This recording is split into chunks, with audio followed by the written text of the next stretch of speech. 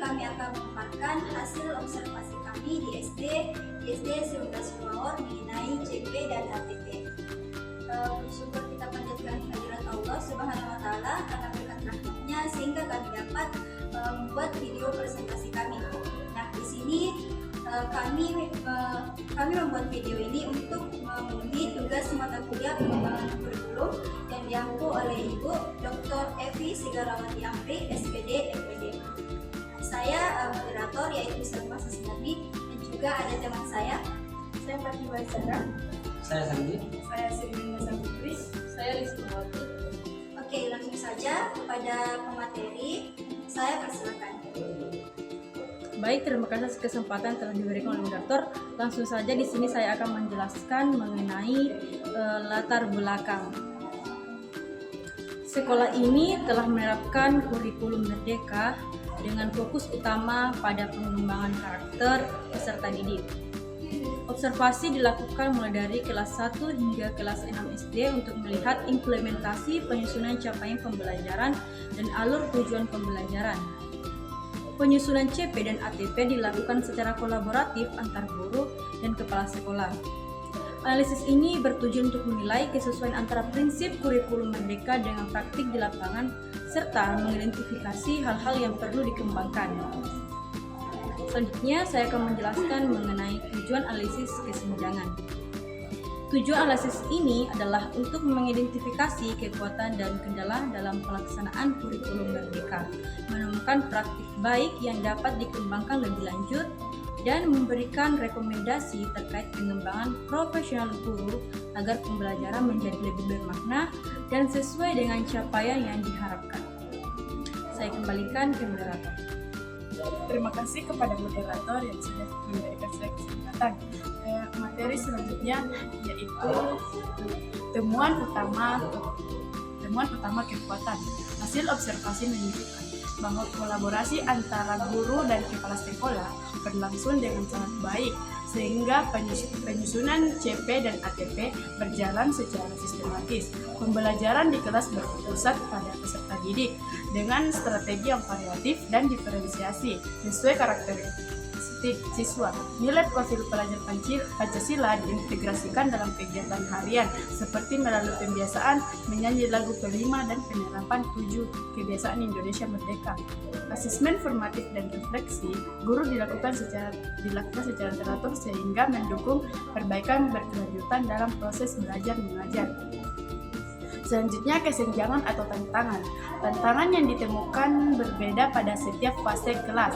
Pada kelas 4, guru perlu menyesuaikan konsep kurikulum yang fleksibel dengan kondisi nyata di sekolah, serta mengintegrasikan nilai profil pelajar Pancasila secara konsisten. Di kelas 5, keterbatasan waktu sarana dan prasarana yang belum optimal dan keberagaman karakter siswa menjadi kendala. Sedangkan pada kelas 6, guru menghadapi tantangan dalam memahami istilah baru dalam kurikulum merdeka serta menyusun dokumen CP dan ATP secara mendalam.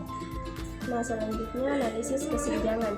Analisis menunjukkan adanya kesenjangan strategis, yaitu penerjemahan CP ke dalam ATP masih memerlukan pendalaman.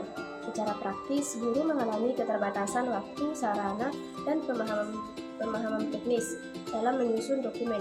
Kesenjangan pengembangan guru terlihat dari perlunya refleksi rutin, pelatihan berkelanjutan, dan penguatan kompetensi dalam menyusun asesmen autentik agar pembelajaran lebih efektif. Terima kasih kepada moderator telah memberikan saya kesempatan. Jadi,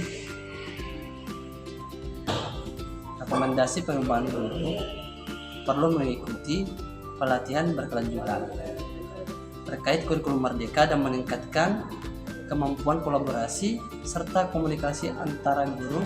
Selain itu, guru sebaiknya menguasai strategi pembelajaran yang variatif dan diferensiasi sesuai karakter peserta didik. Penggunaan asesmen, diagnostik, formatif, dan sumatif harus dioptimalkan agar dapat memperbaiki proses belajar, bukan hanya menilai hasil akhir. Guru juga disarankan menjadi reflektif agar mampu menyesuaikan pembelajaran dengan fase CP yang berbeda. Ide pengembangan diri. sebagai calon guru SD penting untuk mengembangkan kompetensi pedagogik dan profesional secara berkelanjutan. Calon guru perlu membiasakan diri melakukan refleksi pembelajaran, mengintegrasikan nilai profil pelajar Pancasila dalam kegiatan belajar serta menerapkan pembelajaran berbasis proyek dan interaktif pengembangan kreativitas, kemampuan berpikir kritis, dan kolaborasi dengan pihak sekolah juga harus terus diasah. Dengan pengembangan diri yang berkelanjutan, calon guru dapat menjadi pendidik yang adaptif, kreatif, dan inspiratif bagi peserta didik. Terima kasih, itu yang bisa saya sampaikan. Saya kembalikan ke moderator.